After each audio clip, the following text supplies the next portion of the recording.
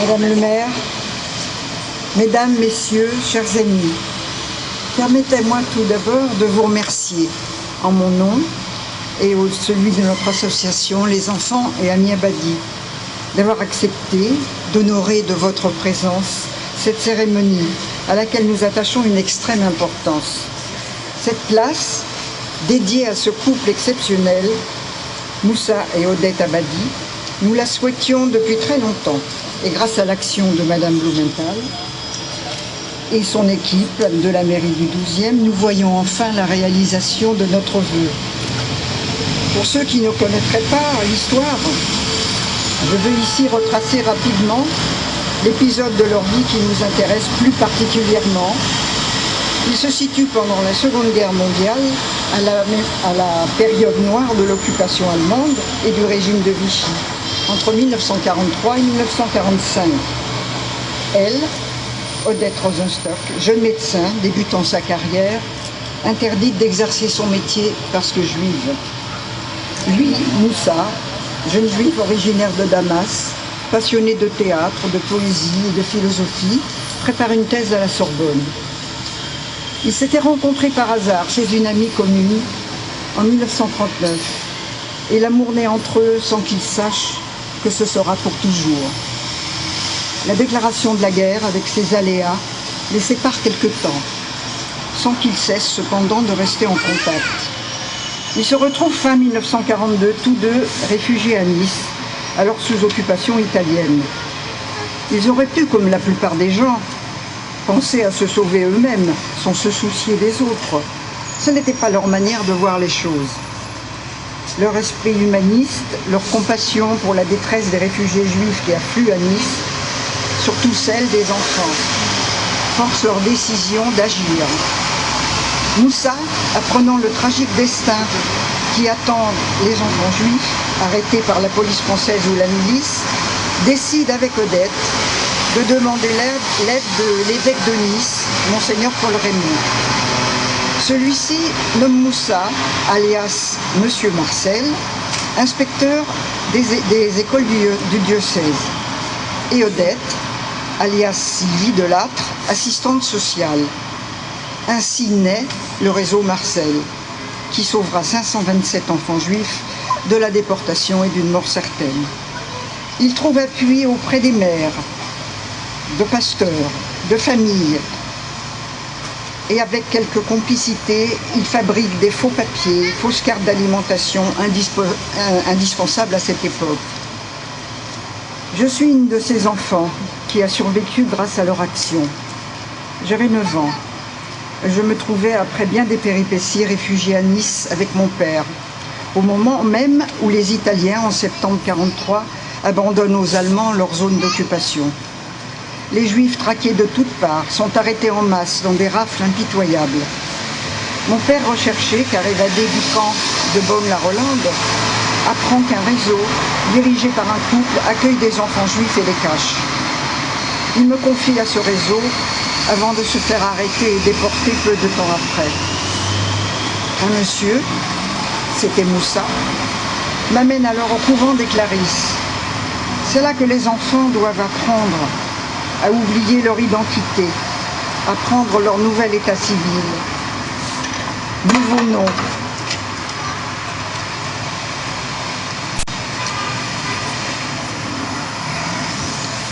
Je ne sais plus où j'en suis. Excusez-moi.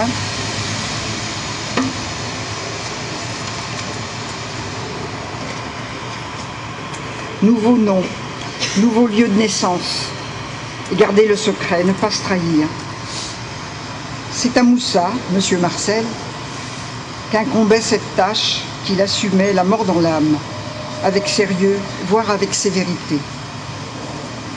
Lorsqu'il estimait que l'enfant était prêt, et seulement à ce moment, l'enfant était dirigé vers la ville et la pension où il était affecté.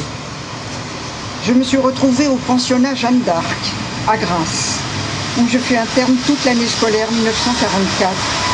1943-44, avec 3 autres petites juives, Françoise, Jeannette et Denise. Nous avons immédiatement formé un groupe très soudé, nous soutenant mutuellement. Notre vie aurait pu être triste. Nous ne savions plus rien de nos parents, de nos familles. Et il était interdit à celles qui auraient pu le faire de correspondre. Mais il y avait Odette, mademoiselle Sylvie. Par tous les temps, en toute saison, elle sillonnait les routes des Alpes-Maritimes, en autocar, au risque de se faire arrêter. Elle visitait chaque enfant, apportait une friandise, un petit superflu qui faisait notre bonheur. Pour mes compagnes et moi, coupés du monde extérieur, c'était un rayon de soleil dans la grisaille de notre vie. Elle prodiguait à chacune un peu d'affection, de tendresse qui nous manquait tant. Ce qui ne l'empêchait pas de superviser nos progrès scolaires, de veiller à notre bonne tenue. Malheureusement, fin avril 1944, nous avons appris son arrestation par la Gestapo et une autre jeune femme prit la relève. Mais ce n'était plus pareil. L'année scolaire écoulée, les grandes vacances nous ont séparés, puis vint la libération fin août. Certaines retrouvèrent leurs parents, d'autres attendaient un hypothétique retour. Moussa continua de veiller sur 16 enfants. Ceux qu'on n'avait pas réclamés furent confiés à l'OSE, œuvre de secours à l'enfance, dont il dirigea un certain temps un foyer. Ce fut mon cas jusqu'en mai 1945, au moment où mon père fut rapatrié d'Auschwitz. Odette par bonheur survécut à son horrible épreuve. Elle raconte sa déportation dans un beau livre, Terre de détresse, paru chez l'Harmattan en 1995. Livre qui fait autorité parmi les témoignages de l'horreur. Enfin, elle retrouva Moussa et ils ne se quittèrent plus. Elle le seconda dans la direction du foyer de Lozé jusqu'en 1948. Puis, leur tâche accomplie, ils se retirèrent pour reprendre le cours de leur vie. Odette reprit sa carrière de médecin, affectée à la DAS.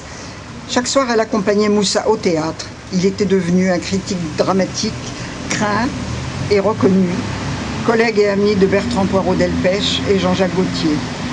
Il anima pendant de longues années une émission consacrée au théâtre sur Radio France Internationale, au cours de laquelle il s'entretenait avec les auteurs et les artistes les plus en vue. Modestes et discrets, ils n'ont rien raconté à personne, ni leur œuvre de sauvetage, ni la déportation. Seul le tatouage indélébile sur l'avant-bras d'Odette portait témoignage des épreuves subies. Ils avaient élu domicile rue de Reuilly, tout près d'ici, juste derrière. Ils y ont vécu pendant plus de 40 ans dans un petit appartement très simple, ce qui explique le choix de donner leur nom à cette place, ici, dans le 12e. Ils n'ont jamais oublié leurs enfants, dont ils avaient conservé avec soin les fiches, les doubles identités, les photos.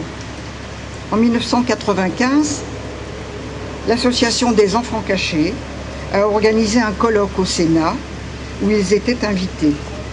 C'est ainsi que plusieurs d'entre nous se sont retrouvés, certains ignorant jusque-là à qui ils devaient leur vie. Moussa nous a quittés en 1998. Odette l'a rejoint 2 années plus tard. Ils nous ont laissés orphelins une seconde fois. Peu de temps après, nous avons décidé, sous l'impulsion de Jeannette Volgus, de créer cette association Les Enfants et Amis Abadi, afin de leur apporter la reconnaissance et les honneurs qu'ils avaient refusés toute leur vie.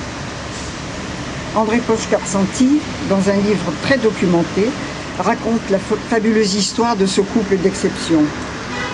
Les 527 enfants d'Odette et Moussa Abadi chez Le Publieur. Tous ceux qui les ont connus, côtoyés, estimés, aimés, à vous tous ici présents, merci.